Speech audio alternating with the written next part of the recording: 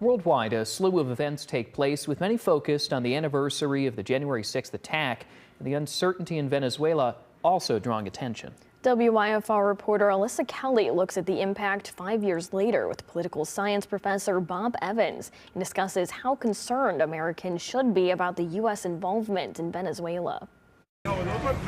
January 6 defendants marched to mark 5 years since the attack on the Capitol.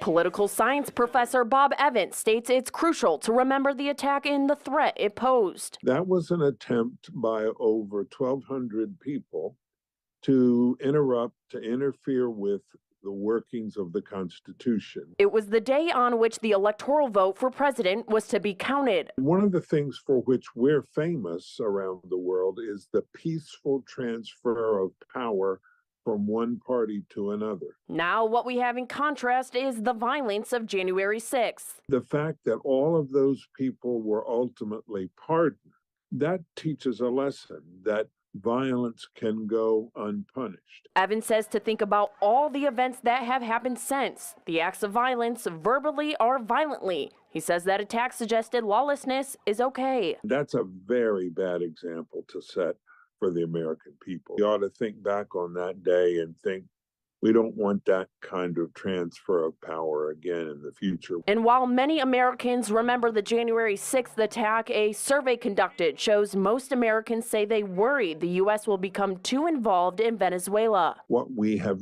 discovered is it's not the intervention that causes the trouble, it's what happens after the intervention. We have removed dictators in the past, like in Iraq and Syria, and Evans says most of it led to turmoil and violence. Things could go well, but this requires really, really careful and subtle policy and execution of policy by the administration. In the state line, Alyssa Kelly, WIFR News. Now, Bob Evans adds the outcome of what's taking place in Venezuela can have a major impact on the upcoming midterm elections.